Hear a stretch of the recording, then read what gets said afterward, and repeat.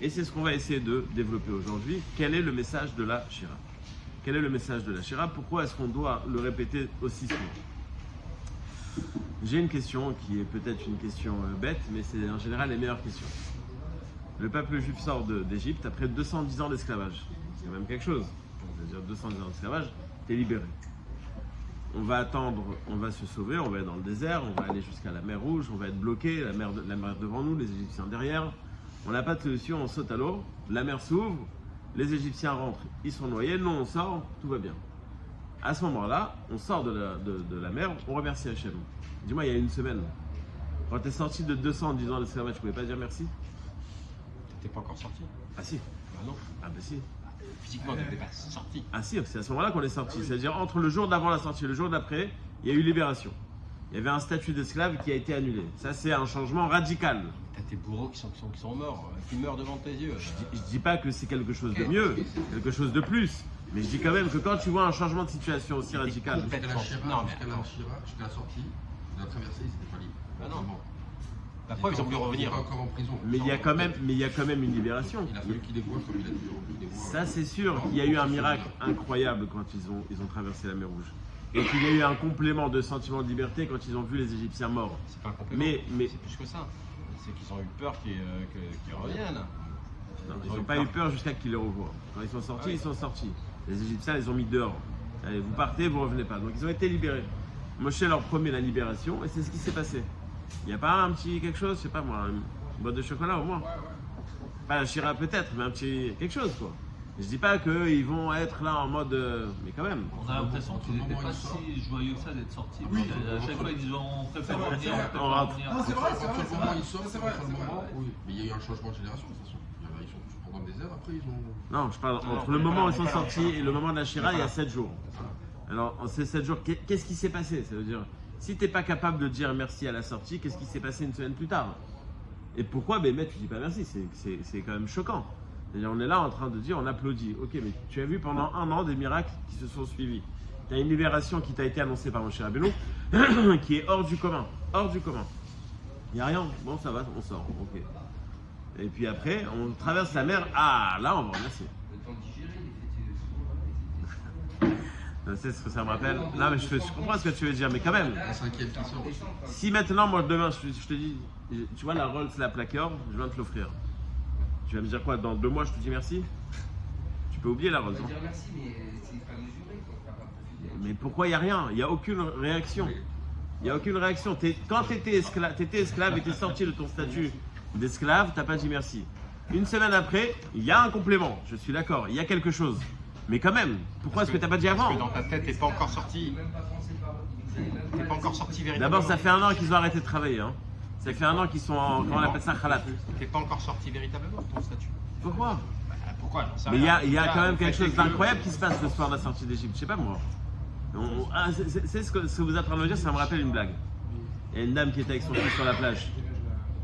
Et il y a une vague qui emporte le petit.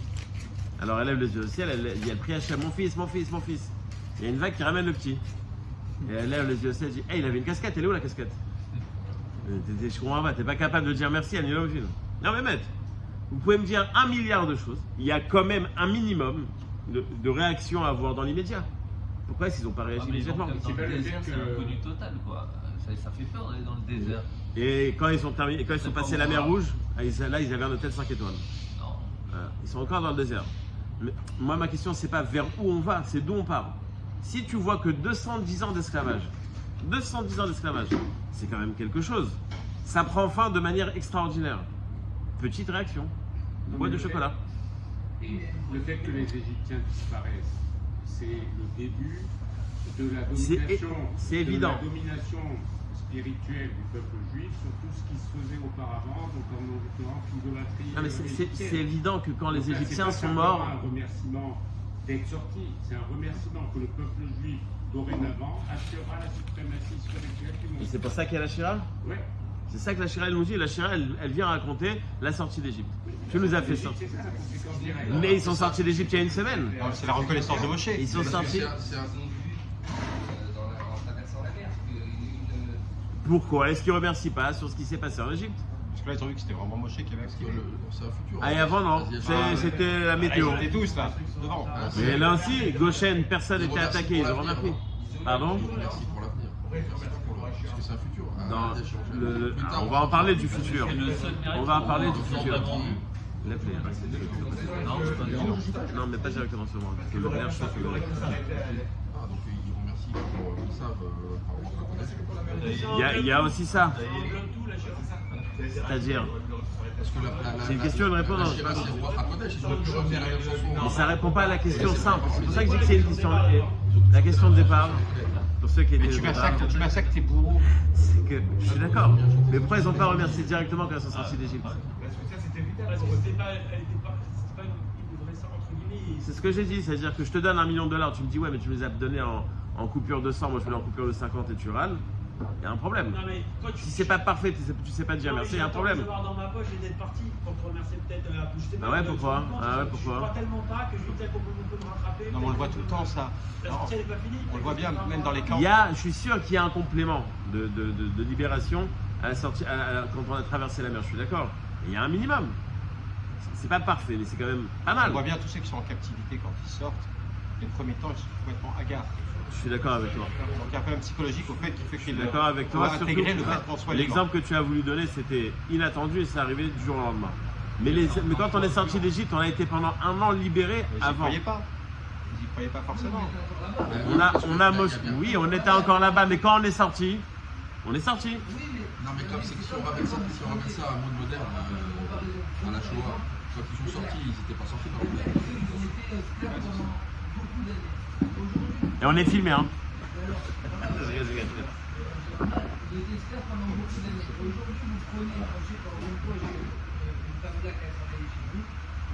Dans sa tête, elle est conditionnée, c'est-à-dire que merci patron, merci patron, merci patron. C'est-à-dire que une autre typologie de personne ne va pas parler comme ça, c'est-à-dire qu'elle est conditionnée dans sa tête, qu'est-ce qu'elle fait parce qu'elle n'a pas pris l'habitude de. Là, ils viennent de sortir, donc ils n'ont pas encore eu l'habitude, et puis il y a une grosse différence entre la Mais j'ai pas dit de se conduire en tant que patron à la sortie, j'ai dit de dire merci.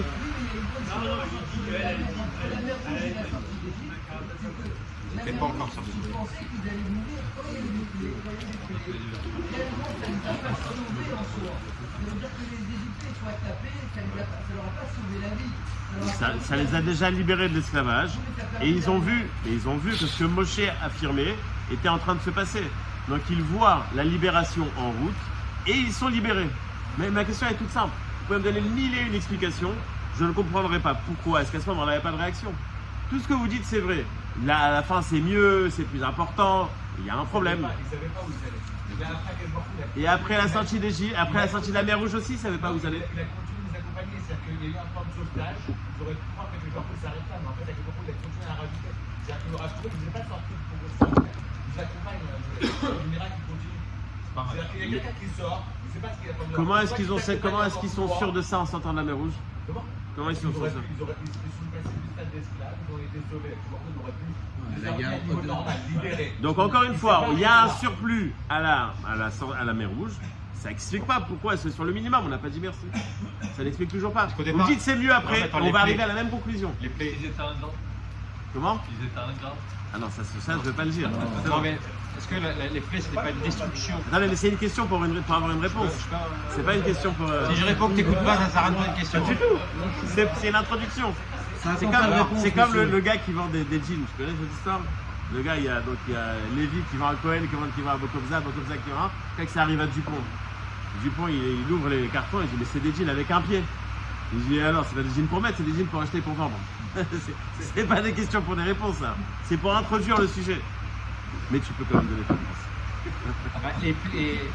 Juste avant l'ouverture de la mer Rouge, l'objectif c'était la destruction La d'un peuple, de qui? des Égyptiens. L'objectif de qui? De détruire les sa Égyptiens. puissance. D'accord. Les détruire tout ce qu'ils ont fait.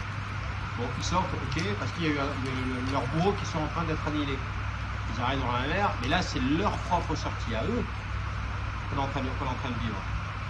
J'ai pas compris en quoi ça répond. Pourquoi? Parce que ça répond. J'ai pas compris. Tu m'as décrit les faits, je suis d'accord sur tout ce que tu as dit. Mais les faits sont importants. C'est-à-dire que d'un côté, Oui, mais en quoi ça répond? À un moment donné, tu profites d'une situation parce que ton bourreau est en train de lui faire mal, mais de l'autre côté, tu vois dans l'ouverture que c'est vraiment fait pour toi. Et la sortie d'Égypte, c'était fait pour ma cousine? Non, enfin, c'est fait aussi pour annihiler l'autre. La psychologie, elle est importante. Ah, parce qu'ils ont reçu tout l'or. Non, c'était qu'une question bête. Mais au regarde, départ. je réponds différemment. Il y a pas de Dans les camps, question. 2 secondes. Dans les camps, lorsque les Russes ont sorti C'est aujourd'hui ont le- détruit l'Allemagne. 2 secondes. En Europe, ce truc-là, le jour de la libération, c'est maintenant. Non, c'était la semaine. Bon, je fais écouter cette note. Tov. Ouais, je peux répondre à un truc. Ouais, bien sûr, mais Quand les après. Russes ont détruit, ont attaqué l'Allemagne, ils en ont profité pour libérer les camps. Mais c'était pas l'objectif premier. D'accord, les Juifs en ont profité pour en sortir. Ah, c'est un peu pareil. Là, si tu veux, c'est comme si Hachem il en avait Je profité. te pose pour la question détruire. maintenant. Il y a un soldat russe qui vient à Auschwitz après 4 ans. Tu lui dis pas merci?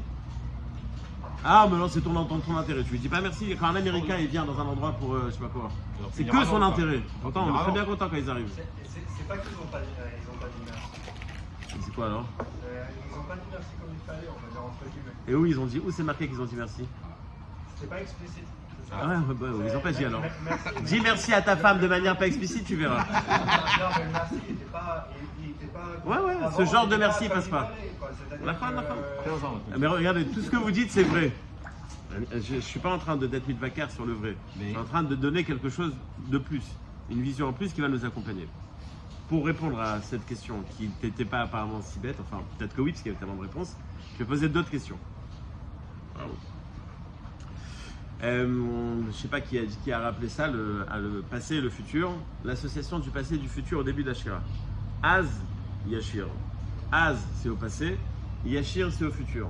Grammaticalement parlant, c'est pas du tout adapté. Rachid déjà relève la question et on va voir quel sens ça a. Autre problème, et il y en a plusieurs, hein, il y a vraiment beaucoup de problèmes. Vous remarquerez qu'à la fin de la Shira, on dit Hashem imloch l'olam vaed, Hashem imloch l'olam vaed, Hashem malchute kaim l'alam ou l'almal maya. Il y a un moment de tension pour les chazanim potentiels, est-ce que c'est moi qui est chazan ou pas? Donc c'est là qu'il se dit, est-ce qu'on va me demander? Donc on dit 2 fois Hashem imloch l'olam vaed, et puis après Hashem malchute kaim l'alam ou l'almal maya. C'est-à-dire qu'on te donne le pasouk, répète-le 2 fois et traduit. Forcément, il y a une idée derrière. C'est pas stam qu'on te demande de le dire 2 fois et de le traduire. Donc forcément, c'est un des points culminants de la Shira. Première remarque et deuxième remarque. Entre le pasouk et la traduction, il n'y a aucun rapport. Enfin, il y a une erreur. Hashem yimlor, c'est au futur. Hashem malchute kaim, c'est au présent. Donc la traduction du pasouk n'est pas adaptée avec le pasouk littéral. Donc encore une fois, on voit cette association dans Az Yashir, c'est passé et futur, et là c'est présent et futur. On va essayer de comprendre, est-ce qu'il y a une raison à cette association comment on dit quand on fait des verbes au... Pardon? Conjugaison, exactement. Tov, autre question. Az Yashir Moshe, dans le Midrash, c'est ramené comme un jeu de mots. Quand Moshe va voir Paro et lui dit libère le peuple, Paro lui dit mais c'est qui a demandé de libérer le peuple? C'est Hachem. C'est qui Hachem? Je ne connais pas moi Hachem. Et il lui dit Hachem, discussion. Paro lui dit c'est quoi? Non seulement je ne vais pas les libérer, mais en plus je vais aggraver leur situation. Les shotrim, ceux qui étaient responsables chez le peuple juif de gérer le peuple, vont voir Moshe et disent c'est à cause de toi, le peuple est au plus mal. Moshe Rabbeinu le prend très mal. Il se retourne vers Hachem. Il lui dit depuis que je suis venu chez Paro, c'est la cata. Toi, tu m'as envoyé pour libérer le peuple. Ou mais Az bati el Paro. Depuis que je suis venu chez Paro, c'est la catastrophe. Nous dit le Midrash. Moshe Rabbeinu, il a dit mais Az bati el Paro. Alors quand il a dit Az Yashir Moshe, le même mot Az et Az, alors il a été métaken. Il a réparé la faute qu'il avait fait en disant à Hachem mais Az bati el Paro. Premièrement, quelle faute il a fait? Cette faute. Il a raison, tu m'envoies pour libérer, au final c'est la catastrophe. Et deuxièmement, en quoi c'est une réparation? C'est un beau jeu de mots, c'est vrai, mais en quoi c'est une réparation? Pardon? Non, j'ai pas entendu. Ah, ok. Ah, je ne me pas peur, je mange personne. Deuxième jeu de mots, il y a marqué dans le passouk Nachon kis acha meaz. Ton trône est installé, meaz, traduction littérale, depuis toujours. Le Midrash nous dit non, pas depuis toujours, mais Az Yashir Moshe. Quand on a dit Az Yashir Moshe, le trône d'Hachem s'est installé. Encore une fois, un joli jeu de mots. Az et Az. Il faut comprendre quel est le sens de ces allusions. Donc, je vais donner un Yesod, on va l'adapter, ça va répondre à toutes les questions, et après on va voir comment est-ce qu'on va le vivre dans la vie de tous les jours. Quand on veut chanter, il y a des gens qui savent très bien chanter, ils peuvent faire du piano. C'est-à-dire ils ne savent pas chanter. Enfin, pas obligé. Mais si tu dis à quelqu'un tu as une belle voix pour faire de la guitare, donc c'est-à-dire arrête de chanter, fais de la guitare, c'est mieux. Savoir chanter, c'est une mélodie, c'est une suite de notes qui sont chacune à sa place. Une fausse note, même si c'est un style de musique que tu ne connais pas, tout de suite, tu remarques, il y a un problème, il y a quelque chose qui ne va pas. Il y a une note qui n'est pas à sa place. Donc pour pouvoir avoir quelque chose de mélodieux, c'est ça le terme de mélodieux, c'est l'harmonie entre toutes les notes. Il faut que tout se suive, tu ne peux pas monter d'un coup, descendre. Il y a un problème, le désordre ne peut pas, quand tu vois que quelque chose n'est pas à sa place, c'est pas mélodieux. Pour pouvoir donc chanter, il faut qu'on puisse avoir une harmonie de tout ce qui s'est passé, de tous les faits qui se sont passés. Et ça a été dit entre autres, je ne sais plus qui, quoi, comment, mais quand on sort d'Égypte, on a un problème. On a un problème avec notre libération, non, mais avec notre esclavage. C'est vrai qu'on a été libérés. On applaudit Hachem, Razak, tu nous as libérés. Et tu étais où pendant 210 ans? Pourquoi est-ce qu'on doit te remercier? Bonisha les Ekara. Tu nous as fait souffrir pendant 210 ans. On ne comprend pas. Il était où Hachem pendant qu'on avait ce problème? Il était tranquille sur une plage aux Caraïbes et nous on était en train de souffrir. Tu nous as complètement oubliés. Donc c'est vrai qu'aujourd'hui il y a libération. Mais libération de quelle situation? D'une situation tu nous as oubliés? Tu crois quoi? Tu crois que je vais te remercier parce que tu es venu après 200 ans? Imaginons un enfant que les parents ont oublié dans la voiture, Hachem Ishmor. Et là, Hachem, l'enfant il est sauvé.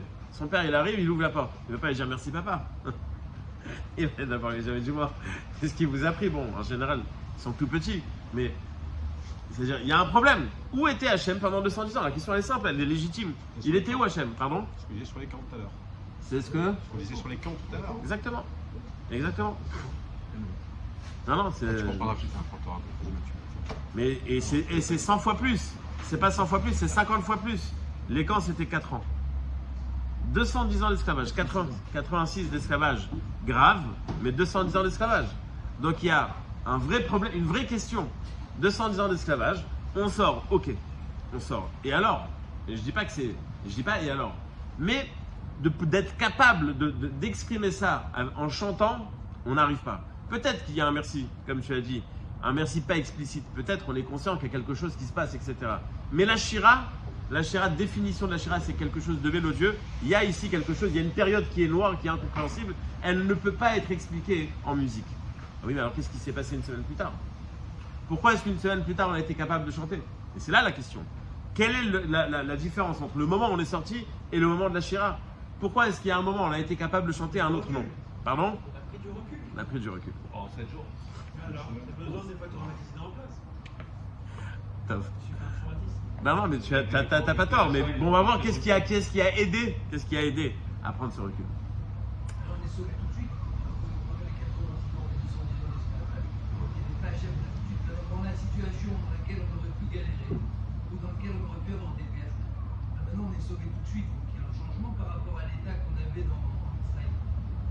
C'est sûr qu'après la sortie d'Égypte, après la traversée de la mer Rouge, on était mieux et plus qu'à la sortie d'Égypte dans l'immédiat. Mais par rapport à ce que je viens de dire, c'est-à-dire ce qu'on n'a pas été capable de chanter, de louer Hachem, c'est parce qu'on avait 210 ans d'esclavage derrière nous. À 210 ans et une semaine, il n'y a pas grand changement dans l'absolu. Mais il y avait une promesse à Abraham qu'ils allaient rester 400 ans en galère, donc ils savaient. Donc pourquoi on reprochait à Hachem d'être dans cette situation puisqu'ils le savaient? C'est pas un reproche, c'est l'incapacité de chanter. Je suis pas capable de dire merci. Bah oui. Alors que je sais très bien que Abraham, Hachem l'a promis à Abraham pour sortir au bout de tant d'années. Les années sont passées, d'abord il y a une tribu qui est sortie avant et qui est morte parce qu'ils ont fait un mauvais calcul. Donc ils savaient dans quelle situation ils On étaient. t'explique pas pourquoi tu te tapes cette galère. Non, mais si. Mais c'est Moi, pas quand je fais un brit à un enfant sur place, je te promets, il me dit pas merci. Mais quelques années plus tard, oui. Quand ça fait mal, on n'est pas capable de dire merci. Après, on est capable de dire merci. La Sheila, c'est qu'est-ce qui s'est passé après? Qu'est-ce qui s'est passé après? C'est quoi le après? La montée de la mer, sortie de la mer Rouge. Mais qu'est-ce qui s'est passé? Pourquoi est-ce que maintenant, Pitom, ils sont capables de le chanter? Déjà, ils voient Hein? Ils ont compris. On donnerait pour rien. Et ça efface les 210 ans d'esclavage. Si le problème. Ah, ok. C'est une vengeance. Non, c'est pas une vengeance. Oui, oui, pourquoi pas. Ils ont compris les dessins d'Hachem. Mais je suis d'accord avec toi. Si on arrive à expliquer, si on digère plutôt, que la raison pour laquelle ils n'ont pas dit merci dans l'immédiat, c'est parce qu'ils étaient 200 ans esclaves. Qu'est-ce qui s'est passé une semaine après? Il y a eu quelque chose de mieux. Et alors, ça a effacé les 210 ans d'esclavage? Ils ne savent pas ce que Non. Ils savent pas ce que c'est que Vous la avez pas liberté. compris. Pardon? Pour eux, c'est quelque chose. Ils ne savent pas ce que c'est que la liberté, qu'être libre. D'accord. Ils ont été esclaves pendant 200 ans ou 400 ans. Pas une semaine. Ils ont été esclaves, donc elles sont trouvées libres. Mais ça consiste en quoi être libre? Ils ne savent pas. Eux, ils ont toujours été asservis, commandés. Et une semaine après, ça y est, ils sont passés de tout en bas de l'échelle sociale à tout en haut, ils ont compris en une semaine. Un peu compliqué. Mais non, si tu arrives à demander pourquoi tu dis merci, on t'a donné quelque chose, mais on va te donner quelque chose en contrepartie de quoi? C'est encore plus une raison de dire merci. Quand on reçoit un cadeau. Non, Quand on reçoit son salaire, c'est normal. Quand on reçoit un cadeau, on doit dire merci. Non, Non, mais- On donne le temps de chat. simple. J'attendais. Pourquoi alors que. Et il a donné la langue au chasser pour tout le monde. Non, Non, mais il est 10h, il est 10h. Pourquoi il y a une halakha de refuser de recevoir des C'est cadeaux? sûr. Ah, ça, c'est pas du tout le sujet, mais je l'explique après. Ok? Peut-être que ça a un rapport. Non. Tov. Les Mefarshim m'expliquent comme ça. Et entre parenthèses, quand on veut expliquer quelque chose qui est marqué dans le Chumash, on ne peut se baser que ce qui est marqué dans les Mefarshim. Et pas venir avec une approche personnelle et dire bon, je pense que la Torah dit ça, ce que tu penses c'est bien beau, si tu le trouves marqué c'est mieux. Enfin, c'est surtout plus important. Pardon? D'accord. Je vais expliquer le Yashir. Si j'y arrive, je vais l'expliquer. Il y a marqué aussi Az. Top, je vais y arriver. Les Mefarshim m'expliquent comme ça. Quand on fait la traversée de la mer Rouge, on passe par 12 chemins, 12 demi-cercles. Et entre ces 12 demi-cercles, on a des grands écrans. Sur ces grands écrans, qu'est-ce qu'on voit? On voit ce qui se passe. Les Égyptiens qui sont en train de se noyer.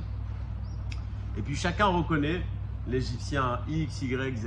Et puis il voit qu'il y a 3 sortes de morts qui sont données aux Égyptiens. Très rapide et très lente. Il y a Even, Oferet et Kash. C'est marqué dans le Midrash. Et donc, il se demande, mais attends, tu vois l'Égyptien, là, le méchant, là, celui qui n'arrêtait pas de frapper pour rien. Regarde celui-là, il fait un plongeon, hop, il ressort. Il fait un plongeon et hop, il ressort. C'est-à-dire, son agonie est beaucoup plus longue, il souffre beaucoup plus. Mida keneged mida. Il était méchant pour rien, il a été puni comme aussi de la même manière. Il y a celui qui était beaucoup moins méchant. Des fois, il nous donnait un peu plus de nourriture. Et c'était quand même un maître qui se conduisait mal. Donc, il a été puni, mais il est mort immédiatement. Ils prennent conscience qu'il y a une mida keneged mida, c'est-à-dire, en d'autres termes, que si Hachem punit chaque Égyptien exactement au niveau de sa méchanceté à cet Égyptien, c'est-à-dire qu'Hachem a un dossier sur chacun des Égyptiens. Et donc on a déjà une demi-réponse. C'est quoi la demi-réponse? On pensait qu'Hachem il était au Caraïbes en train de se bronzer tranquille. Mais là on voit que non, il était avec nous en Égypte. Sauf qu'on ne le voyait pas. Pourquoi on ne le voyait pas? Il était invisible. Parce qu'on était en train de souffrir. Mais là, on prend conscience qu'il était là, mais il ne se dévoilait pas devant nous. Donc, quand on prend conscience de ce Yesod, l'expression de notre merci, il peut être en mélodie. Ah, on ne comprend pas pourquoi est-ce qu'on a souffert. On ne comprend toujours pas. Mais on comprend que la souffrance vient de sa part, donc on se sent proche de lui, on est capable de chanter. Il y a toujours un événement qui est incompréhensible, mais il y a quand même une réponse qui est générale, c'est Dieu qui l'a voulu. Et il était présent, et il était conscient de ce qu'on souffrait. La preuve, c'est que chaque Égyptien a été puni en parallèle à sa conduite. Donc puisque c'était de la main de Dieu, aujourd'hui on est capable de remercier sur la libération. On est même capable de comprendre qu'il était avec nous en Égypte. Donc tous nos ressentis négatifs, t'étais où pendant 210 ans? T'étais là, mais t'avais décidé que ça allait se passer autrement. Ça rejoint un peu ce que tu as dit, que c'était déjà décidé. Ça rappelle ce qu'on raconte au sujet d'un élève qui est parti voir son rave. Il lui a dit, dans la Gemara c'est marqué Keshem shemevachim ala tova kach mevachim ala ra. Tu gagnes au loto, tu vas faire une bracha. T'as un garçon qui naît, tu vas faire une bracha. T'as une fille qui naît, tu vas faire une bracha. T'as un parent qui décède, tu vas faire une bracha. C'est ça la halakha. Malheureusement.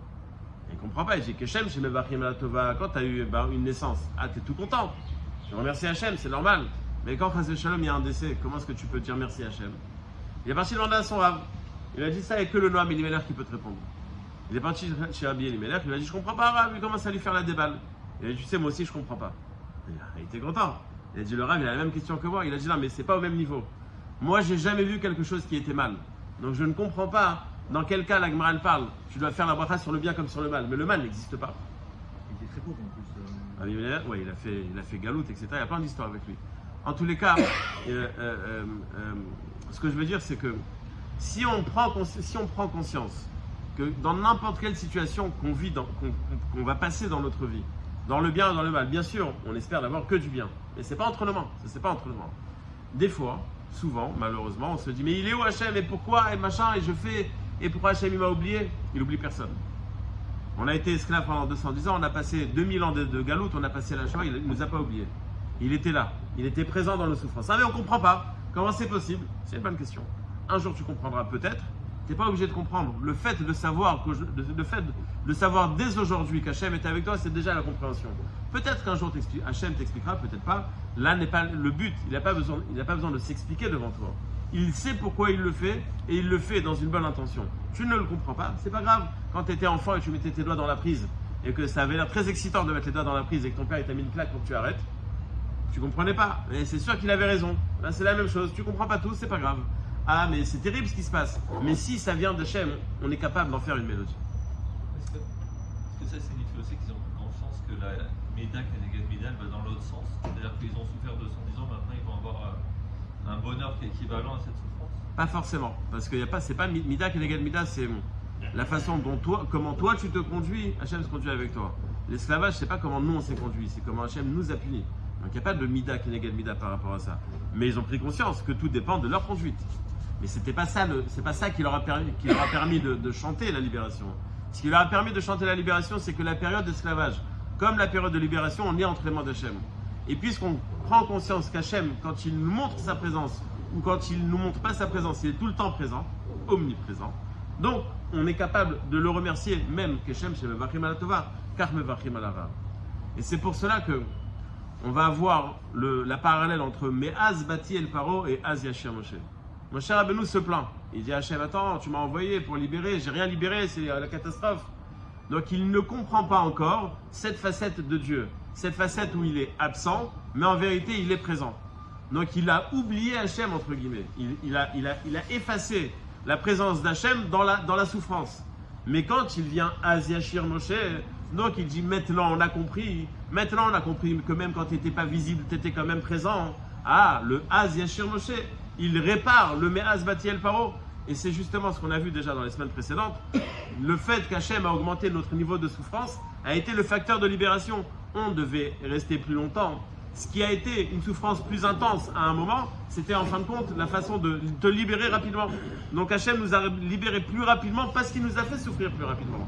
C'est difficile à digérer, c'est difficile à comprendre, on le croit absent. Az Yashir Moshe, on a commencé à comprendre que Hachem était omniprésent, donc le Az Yashir a pu réparer le Me'az Bati El Paro.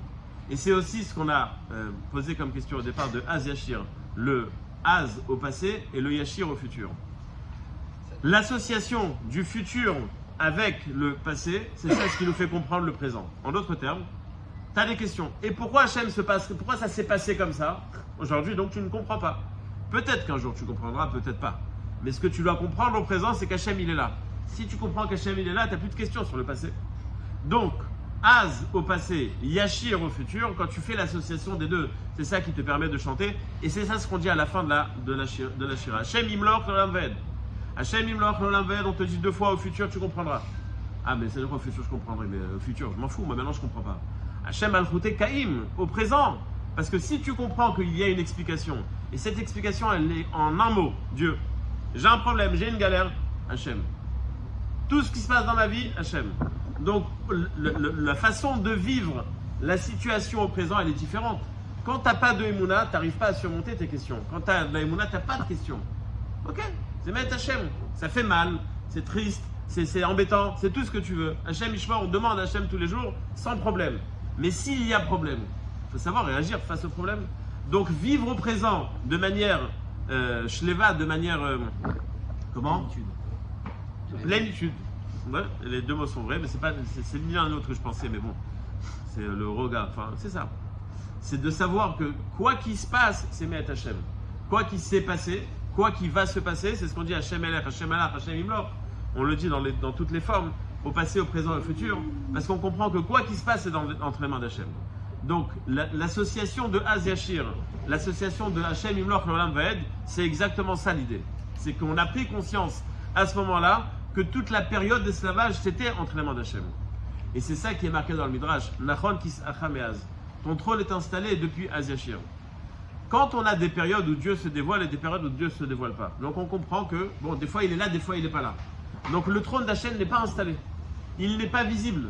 Parce que des fois il est visible, des fois il n'est pas visible. Mais quand on a compris que même quand il n'est pas visible, il est quand même là. Donc ton trône est installé, c'est-à-dire le savoir de Dieu, même dans les problèmes, est installé.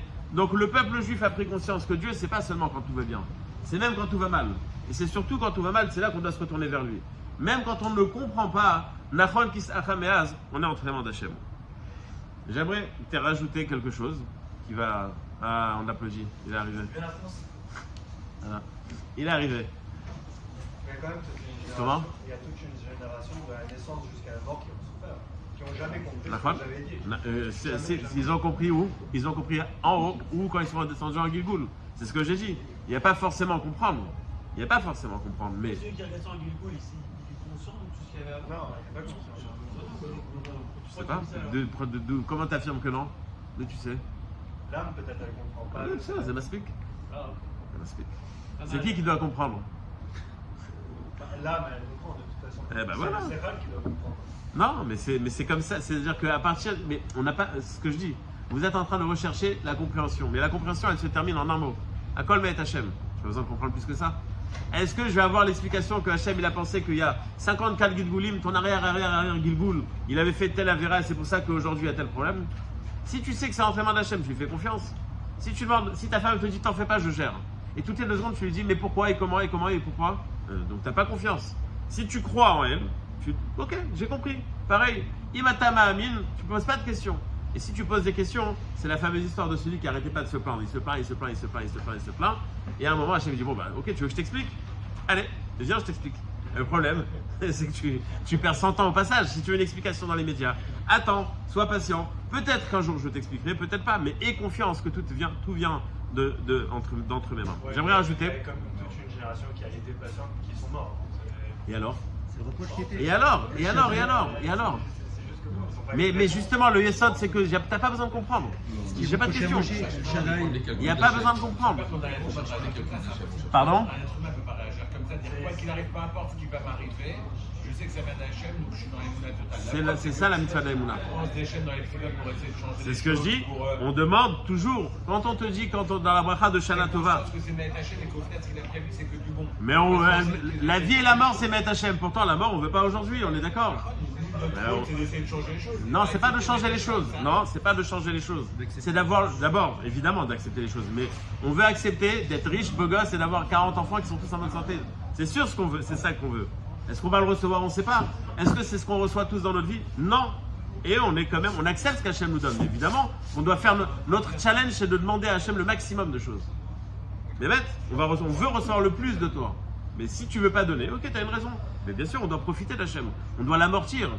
Quand il décide autrement, on n'a pas à se révolter à ce moment-là. La Emouna, c'est de l'accepter, comme pour le mariage, pour le meilleur et pour le pire. Surtout pour le pire, parce que pour le meilleur, on n'a pas besoin de toi. On n'a pas besoin d'un accord et d'une mise en place. Quand ça va mal, c'est là qu'on a besoin d'être marié. C'est ça la Emouna, c'est pas quand tout va bien. Quand tout va bien, tu dis, le mec il roule en rôle, il dit, bah au Hachem, Toda Rava. Non, quand ça va mal et que tu dis, bah au Hachem, c'est là qu'il est Ma'amin. Il faut savoir remercier quand on a vu. Vadaï. Je sais pas ce qui est plus difficile, mais il y a des risques dans les deux. C'est justement de ça que je veux parler très rapidement. Depuis quelques années, c'est la mitzvah tassé mina Torah de lire Parashat Aman le mardi de Béchalach et Yann de Parnassa. Si t'as pas fait ça, Hachem Ishmor, sinon tu fais faillite quoi. Ok? Attends, fais pas. C'est la seule semaine où on fait une partie de la Parashat Shnai Mikra Bechat Targum en avance. Je suis gentil. Quand je dis qu'en général on ne le fait pas en avance. Bon, j'aimerais parler de Parnassa parce que le Malbim ici il parle de Parnassa, il donne le même Yesod d'une autre manière.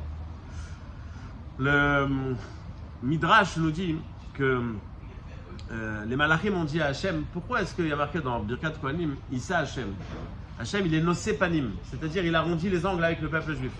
pourquoi tu arrondis les angles avec le peuple juif? Il faudrait remarquer que Hachem, il n'arrondit pas les angles. Il leur répond Hachem, qu'est-ce que tu veux que je te dise? Moi, je leur ai dit de faire Birkat Amazon sur 60 grammes. Et eux, ils font Birkat Amazon sur 30 grammes. Discussion de sourds. Ils ont posé A, il leur répond B. La réponse en 2 mots. Je vous invite à regarder le Malbim, il est très long et très intéressant. Mais il dit comme ça. Il pose une question fondamentale. Est-ce que Dieu, quand il a créé un homme, il est obligé de lui donner sa parnassa? Moi, j'avais cette question sur Asher Yatzar. On sort des toilettes, on dit merci Hachem. Si tu veux que je crève, ok. Si tu veux que je vive, alors donne-moi la vie. Pourquoi j'ai besoin de remercier sur quelque chose d'élémentaire? Est-ce que Dieu, quand il crée l'homme, il est obligé de donner sa parnassa? Beaucoup m'ont répondu non, tu vois bien qu'il y a des pauvres. Et donc, il y a des gens qui n'ont pas de parnassa. Répond le Malbim, il ramène une discussion, il ramène plein de preuves. Dans tous les cas, il dit le pauvre, sa parnassa, c'est le riche qui doit lui donner. Donc au final, chacun est censé recevoir sa parnassa. Ou alors parce qu'il va travailler chez le riche, ou alors parce qu'il va être aidé par le riche. Même chalet, de quelle manière? Évidemment, une parnassa comme ça, c'est pas agréable. Mais le minimum vital est assuré. Le minimum vital est assuré. Maintenant, il y a le minimum vital, et il y a une belle parnassa. À partir de quand on est obligé de remercier Hachem? Sur ce qu'il est obligé de nous donner ou sur ce qu'il nous a donné en plus? Mila Torah, 60 grammes. C'est-à-dire, c'est pas le minimum. C'est, t'as bien mangé. Là, tu dois remercier. Mais si tu as le minimum, 30 grammes, t'as pas d'obligation de remercier. Vient le peuple juif, il dit non, même ce qui est obligé, même ce que tu es obligé de me donner, même sur ça, je te dis merci. Parce que tu n'es pas obligé de me donner au final. C'est-à-dire que je prends conscience et je vais affirmer mon sentiment de dépendance, même sur ce que tu es obligé de me donner. Dis le Malbim, c'est ça le Yesod de la Parnassa. Je ne vais pas rentrer dans Kashin Mezonota avec Rachem Souf, il y a un lien, mais c'est un peu plus long. De prendre conscience qu'Hachem ne te doit rien du tout et de remercier sur tout ce que tu as. C'est le Yesod de la Parnassa, c'est le Yesod du Birkat Amazon et c'est le Yesod de Kazaït. Et c'est pour cela, dit Hachem au Malachim. Vous savez pourquoi j'arrondis les angles avec eux? Parce que leur vision de ce que je suis moi, c'est pas un échange. C'est pas seulement quand je les ai fait kiffer qu'ils me remercient. Même quand je leur donne le minimum, ils sont capables de prendre conscience que Akol Met Hachem. Et c'est là le point commun entre les deux. Akol Met Hachem. Quand ça va bien, Vadaï, comme vous avez dit, c'est difficile de remercier Hachem. Et quand ça va mal, c'est aussi très difficile de remercier Hachem. Très difficile de remercier Hachem. Mais pourquoi ça m'arrive? Et pourquoi j'ai ce problème? Et pourquoi j'ai ce problème? Mais si on est capable, dans cette situation, de dire, tu sais quoi? Mais le fait même que je suis en vie pour en parler de ce problème, je sais pas, il peut m'enlever la vie en 1 seconde. Ça peut arriver du jour au lendemain. On ne va pas être fataliste, mais ça arrive. Donc maintenant, il m'a donné la vie. Mais il m'a donné la vie avec des souffrances et des problèmes, etc. Pourquoi est-ce que je vais réagir de manière en disant ah, il m'a oublié? S'il te donne la vie, c'est qu'il t'a pas oublié. Si tu es en vie et que tu peux râler et que tu as le droit et le pouvoir de râler, c'est qu'il t'a pas oublié. Je termine avec une lettre que j'avais lue du Rabbi. Il y avait quelqu'un qui lui a envoyé une lettre. Il lui a dit qu'il avait des gros problèmes de Parnassa et qu'il avait 6 enfants et que sa vie était une horreur et qu'il voulait se suicider. Je sais pas, quelque chose comme ça. Et le Rabbi lui a répondu, c'est la première fois que j'entends quelqu'un qui parle du Gan Eden en pleurant. T'as 6 enfants? T'imagines c'est quoi la bracha? C'est très difficile, ok, mais tu crois que c'est évident? Tout le monde a 6 enfants? C'est de l'opachut. Donc on ne prend pas suffisamment conscience que ce qu'on a dans la vie, c'est un cadeau. On pense que c'est un acquis. Et c'était le ressenti du peuple juif à la sortie d'Égypte, et c'est ce qu'ils ont compris quand ils sont sortis de la mer Rouge. Akol Met Hachem, Hachem Imloch Leolam Vaed. Pardon?